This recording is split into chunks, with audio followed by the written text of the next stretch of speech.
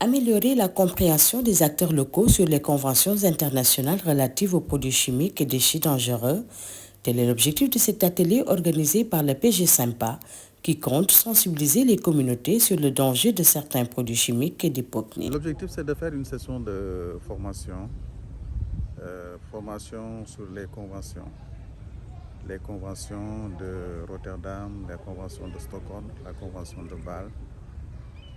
Toutes ces conventions-là, dans lesquelles le Sénégal est parti et qui gèrent un peu les produits chimiques et les déchets dangereux et aussi les polluants organiques persistants. C'est un ensemble de conventions qui sont pratiquement complémentaires et c'est très important de connaître le contenu de ces conventions-là parce que le Sénégal les a ratifiées et ça a des conséquences sur le corpus juridique mais aussi sur un peu les stratégies qu'on a au niveau du pays pour la gestion de ces produits chimiques et la gestion des polluants organiques persistants. Cette démarche vise à accroître la conscience des acteurs locaux et à les engager dans un processus de gestion écologique des déchets. C'est une excellente journée qu'on vient de passer.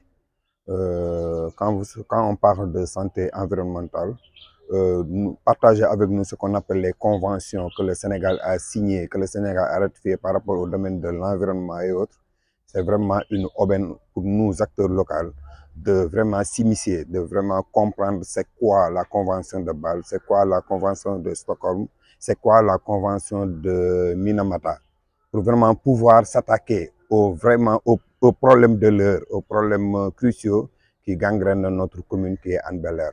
Une initiative bien appréciée par les autorités locales qui estiment que ce projet a adopté une démarche participative. Aujourd'hui, comme par le passé, nous avions mis beaucoup de structures, mais nous allons commencer par les cas pratiques, c'est-à-dire la formation. Parce que ce qu'il y a lieu de faire, nous voulons un projet participatif. Nous voulons un projet inclusif. C'est la raison pour laquelle nous voulons mobiliser toute la population bénéficiaire en nous focalisant certes sur les structures, mais aussi sur l'ensemble des secteurs, le secteur formel comme non formel, le secteur industriel, mais surtout les organisations communautaires de base.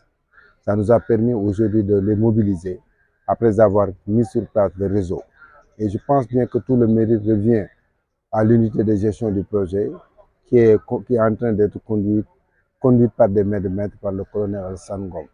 Et nous, en tant que maire, nous sommes vraiment très, très satisfaits de la bonne marche de ce projet. Au cours de cet atelier de 2 jours, les participants seront informés sur les risques liés à la toxicité de certains produits qui sont le plus souvent en contact avec eux. L'objectif, c'était juste de pouvoir se familiariser avec ces conventions dites chimiques et que les municipalités de Hann Bel-Air et de Dalifort ont le privilège d'abriter comme 2 municipalités cibles du pays proche.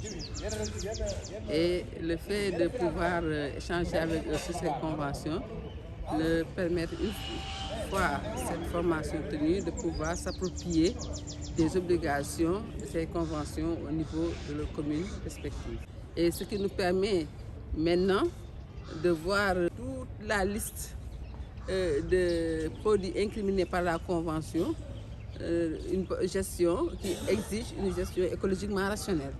Et cette gestion écologiquement rationnelle implique de la part des parties prenantes, dont les municipalités, dont les participants ici présents, puissent connaître ce qu'est la Convention, les obligations de la Convention et le rôle en tant que partie prenante clé. Et pour adopter des pratiques responsables et contribuer à la préservation de l'environnement local, une compréhension approfondie de ces conventions est cruciale. L'utilité de cette formation est que nous sommes dans une commune dans laquelle il y a une problématique environnementale très prononcée. C'est la commune de Hann Bel-Air et de Dalifort. C'est des communes où il y a un tissu industriel très fort, où il y a des émissions et des rejets issus de ces unités industrielles, mais aussi où le trafic routier est très dense. Il y a aussi des émissions à ce niveau-là. Il y a la proximité de la mer avec la baie qui est extrêmement polluée. Et il y a les lacs et les bassins de Dalifort, qui sont des milieux, disons, aquatiques, extrêmement pollués. Ce qui fait que nous sommes vraiment, il y a un puzzle qui est là et qui interpelle un peu l'ensemble des acteurs, notamment les décideurs, mais les populations elles-mêmes, parce qu'elles doivent être de plus en plus conscientes du niveau d'exposition ou de leur niveau d'exposition par rapport à la pollution.